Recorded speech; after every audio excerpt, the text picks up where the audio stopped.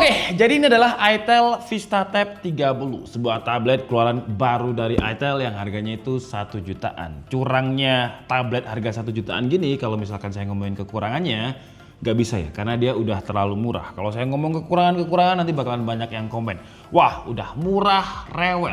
Ya itu emang bener sih, tapi tablet kayak gini kalau dibandingkan kalian beli tablet di live TikTok yang harganya itu 900.000 sampai 1,5 juta yang katanya RAM-nya 16 GB, storage 512, terus katanya pakai Snapdragon 8 Gen 3, itu udah jelas gak mungkin, kalian pasti ketipu. Ya jelas mending tablet ini kemana-mana. Dulu kita udah pernah ngebahas itel Pad 2 itu harganya sekitar 1,5 juta sekarang, dan itel keluarin lagi. Kayaknya dia ketagihan deh, yang namanya itu VistaTab 30. Vista, kayaknya dia ini collab sama Mbak Inul, karena Mbak Inul kan punya karaokean namanya Inul Vista ya. Tapi Windows Vista juga ada, ya pokoknya itulah.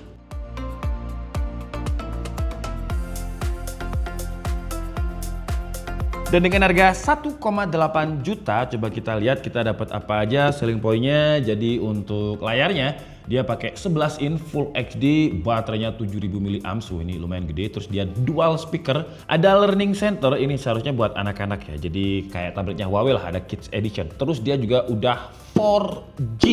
Jadi biasanya tablet itu kan Wi-Fi only, berarti ini chipsetnya antara Uni SoC lah karena dia pakai 4G. Terus untuk RAM-nya ini jangan dibaca, RAM-nya ini cuma 4 GB, storage-nya 128. Wah, kalau seolah-olah orang awam kan RAM-nya 12 GB ya. Enggak, ini RAM-nya 4 GB. Dan langsung aja kita coba lihat di dalam paket pembeliannya ini ada apa aja dengan harga 1,8 juta. Yang jelas ada tabletnya sih. Tablet dibungkus kayak gini, terus ada kabelnya ini Type A yang udah pakai Type C juga. Jadi nggak pakai micro USB, semuanya sekarang 1 jutaan kayaknya udah Type C semua deh. Kita dapat adapternya ini cuman 10 watt. Jadi bayangin 10 watt ngecas baterai 7000 mAh bisa sekitar 3 sampai 4 jam. Terus juga ada beberapa buku panduan, ada SIM ejector juga karena kan dia bisa SIM card ya, bisa 4G. Dan udah nggak ada apa-apa. Jadi cuman itu aja. Kalau saya lihat di channelnya Mas Dedi Jagat Review, dia ini udah pakai UFS ya storage-nya. Tapi kayak buat apa ya UFS, RAM-nya 4 GB, chipsetnya pakai Uni SoC T606. Ya bukanya aja lebih kenceng sih, tapi RAM-nya yang cuma 4 GB ini yang bikin agak gimana gitu. Dan dia bagian belakang, wah gila, coba lihat lensanya ini udah mirip sama kameranya iPhone, boba, gede-gede semua. Tapi nanti kita coba lah ya kualitas kameranya. Terus di sini ada tulisannya VistaTab yang AI Designed by itel. Wah ini kayak, saya nggak tahu kenapa ya di tahun 2024 ini sebagai orang yang ngebahas barang-barang gadget kayak gini, entah kenapa saya itu udah muak banget sama tulisan AI gitu. Karena kayak semuanya AI, apalagi di Computex, kabel AI, PSU AI, wah semuanya AI gitu. Tapi ini build quality-nya oke sih. Untuk harga 1,8 juta emang back covernya nih pakai plastik, tapi frame-nya ini dia udah pakai plastik juga kayaknya, tapi solid. Jadi kalau misalkan coba ya kita bending-bending kayak gini, bukan aluminium nih guys, jadi jangan di bending-bending, berbahaya. Dan di bagian depannya 11 inch, saya belum tahu framenya seberapa karena belum nyala. Di bagian sini ada speaker 2 buah, terus ada Type C, di sini harusnya ada speaker juga ya. Jadi speakernya dual, yang maksudnya kanan kiri. Yang positioningnya agak nggak enak sih. Jadi kalau misalkan kita main game kayak gini kan, terus speakernya bakalan ketutup semua sama tangan kita. Jadi buat itel saran saya sih ke depan, ya entah antara ditaruh di bagian pojok atas atau sini, pokoknya kalau misalkan dimainin nggak ketutupan lah speakernya, karena kalau speaker ketutup ya kalau buat main ngegame suaranya nggak keluar kan.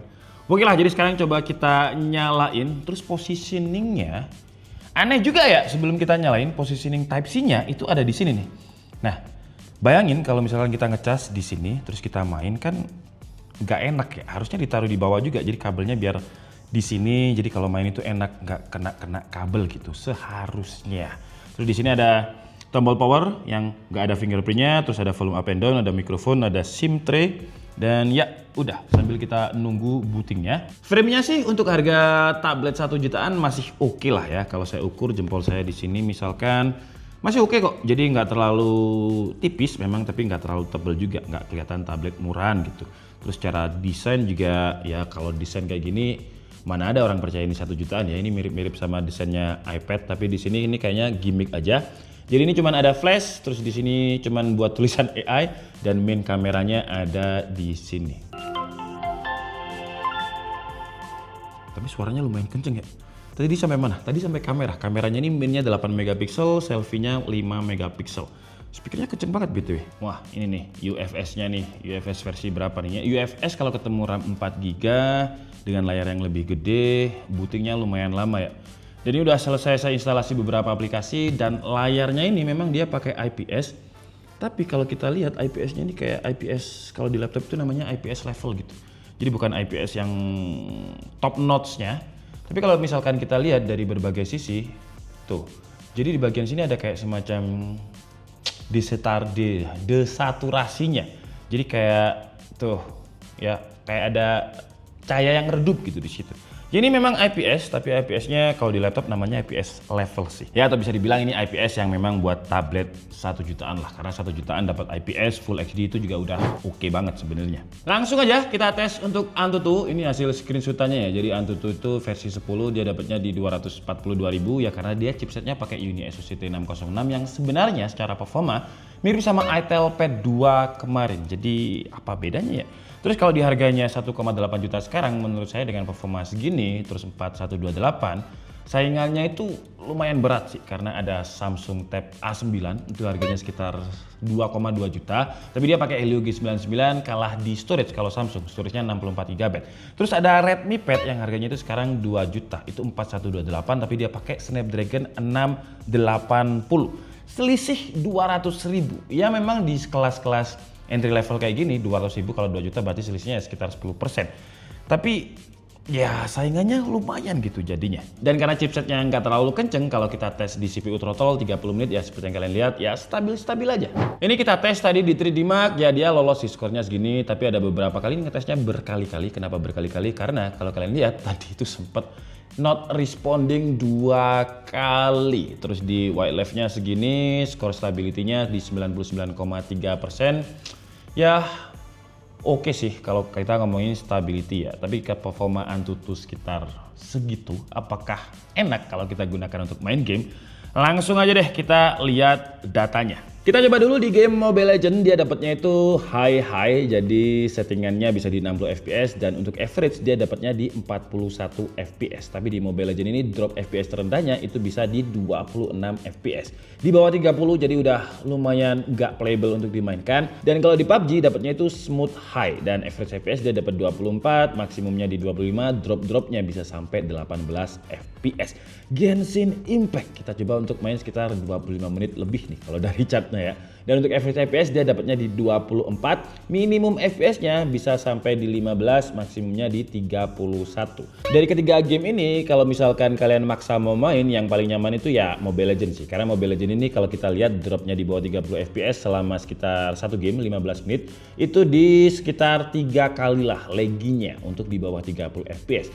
PUBG kalau kita lihat chartnya dia memang stabil tapi stabilnya itu di 24 FPS jadi di bawah 30 FPS ya. Kalau kalian nyaman dengan FPS gini dan skill kalian lebih jago ya nggak apa-apa sih. Tapi performanya ini kalau dibandingkan dengan tablet-tablet yang ada di TikTok, yang di TikTok itu kita pernah nge-review kok. Buka Genshin Impact aja itu bisa 2 tahun nggak sih lebay. Intinya lama banget dan lelet banget lah. Ini memang lelet juga dan UFS-nya saya juga nggak ngerasa ini tablet yang sacet-sacet. Tapi seperti yang saya bilang di intro tadi dengan harga 1,8 juta. Kalau saya bilang ini lelet ya nggak bisa karena ini udah terlalu murah. Barang murah itu nggak bisa dicacat ya karena dia udah murah. Ya kalau orang Jawa bilang itu wis murah jauh api atau apa bahasa Indonesianya ya. Udah murah minta bagus. Nah, itu kan ini udah murah. Jadi segmentasinya sebenarnya ini digunakan untuk ya kalau misalkan kalian punya adik atau punya anak yang tabletnya itu buat learning aja. Ini kok ada micet? Oh bukan ya, ini Space Dash. Kayak sekilas kayak micet, bukan ternyata. Untuk YouTube, walaupun resolusi bawaannya itu ada di 1080p atau Full HD, tapi YouTube-nya ini bisa di upscalingnya di 720p 60, tapi ada HDR-nya loh ya. Dan kalau kita lihat di YouTube ini sebenarnya konten 4K, tapi kalau di upscalingnya mentoknya di 720p. Hasilnya sih untuk 11 inch masih oke lah ya dengan HDR-nya, jadi kontras rasio antara gelap dan terang masih oke. Tapi ya karena 11 inch detailnya itu jangan diharapkan kayak tablet-tablet yang Full HD gitu ya. Terus dia juga belum ada anti glare-nya, jadi kalau misalkan reflect ke lampu jadinya kayak gitu tuh. Tapi kalau untuk kualitas warna ini udah bagus banget sih sebenarnya untuk kelas harga 1,8 juta. Dan ini sebenarnya juga udah kita tes untuk color akurasinya. Jadi dia ini ada beberapa mode. Ada mode automatic, increase dan juga standar. Nah di mode automatic sRGB-nya itu menyentuh hampir 100% di 96,4%. Brightness-nya ada di 447 nits. Kalau mode increase ya mirip-mirip sih ya, 96,3%. Brightness-nya juga mirip-mirip di 439 nits. Mode standar itu mirip juga 96,5%. Datanya kalau kalian lihat dari ketiganya ini, tolong editor nanti ditampilin aja sRGB semuanya ya, biar repot editornya, mampus kalian ya. Jadi ini datanya kalau untuk color akurasinya. Untuk kelas harga tablet 1,8 juta yang sRGB-nya menyentuh hampir 100%, sebenarnya itu udah oke banget. Speakernya juga kenceng loh ya, jadi ini speakernya di volume 100% kenceng. Jadi kalau yang saya maksudkan di awal tadi, kalau misalnya kita main game, bayangin ya, terus kita kayak gini. Itu kan speakernya jadi ketutup ya. Namanya orang main game kan pasti kayak gini nih. Nah ketutup, terus portnya juga ketutup. Jadi saran saya buat itel, ya kalau mau di posisi sini sih ya diakal aja lah biar nggak ketutup tangan. Intinya ke depannya kayak gitu. Tuh. Kalau untuk speakernya sih oke, tapi saya saranin sih di volume mana nih? Volume tuh kan agak kikuk aja ya. Kalau misal tombolnya ada di bawah gini juga, harusnya kan biasanya di sini ya. Tuh. Ini kalau volume 60% oke, tapi kalau 100% entah kalian dengar atau enggak, saya cuma pengen dengerin suara gembretnya. Jadi ada gembretnya gitu ketika dia ada di volume 100%. Kalau kenceng, ini sih kenceng banget. Tapi ya itu, saking kencengnya dia ada kayak gembretnya gitu. Kameranya ini kita langsung mode video aja ya, karena biasanya video itu kalau tablet digunakan untuk meeting. Dan yang kalian dengarkan ini adalah kualitas mikrofon dari itel Tab Vista-nya yang resolusi 5 megapiksel, videonya ini kayak webcamnya laptop yang 720p sih, kayak gini. Jadi walaupun ini ruangan saya lumayan terang, kalau kalian perhatikan di situ ada noise, terus detailnya juga ya detail webcam, jadi blown out gitu kulit saya, kayak gini ya. Sekarang kita coba untuk kamera belakangnya. Dan sekarang kita coba pakai kamera belakang yang kalau terlihat sih kayak 3 buah kamera. Sekarang saya nggak bisa lihat kualitasnya setomo yang bisa lihat tadi. Biasa aja. Nah, biasa aja karena kamu ya 1 jutaan lah ya. Kalau nge-review barang kayak gitu harus mindsetnya diubah. Kalau biasa saya nge-review tablet yang harga 10 juta, nggak bisa dibandingin sama tablet yang 1 juta. Jadi mindsetnya itu harus di reset. Dan sekali lagi harga murah itu nggak bisa dicatat. Wis murah jawab. Sekarang kita coba untuk touch-nya ini dia support berapa? 1, 2, 3, 4, 5. Ini pembuktian touch. Wah bisa 10 guys, jadi aman sih. Dan untuk touch-nya walaupun dia nggak ada gimmick-gimmick 90Hz atau 120Hz, tapi udah cukup responsif.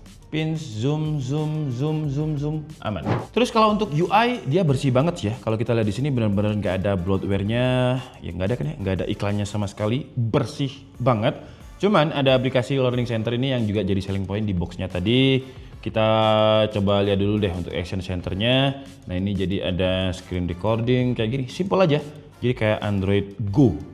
Terus kalau kita buka Learning Centernya, ya kira-kira seperti ini, K12. Jadi di sini itu ada kayak semacam video-video pembelajaran yang sayangnya sih ini masih bahasa Inggris ya. Wah tapi kan anak-anak sekarang itu udah pinter-pinter ya. Kayak anak teman saya itu, wah gila, dia nggak bisa ngomong bahasa Indonesia, bisanya ngomong bahasa Inggris karena sekolahnya internasional. Nah jadi kalau misalkan buat pembelajaran di sini juga ada kategorinya matematika, kimia, fisika, biologi, government ya. Bahaya juga kalau mempelajari rezim ini ya. Terus juga ada kids, itu tadi kids umur 12. Nah ini kids yang masih balita harusnya. Wah kenceng banget suaranya. Bentar, kita kecilin. Nah di sini ada beberapa ya edukasi lah ya, bisa drawing. Misalkan ini kita pencet drawingnya kayak gimana nih.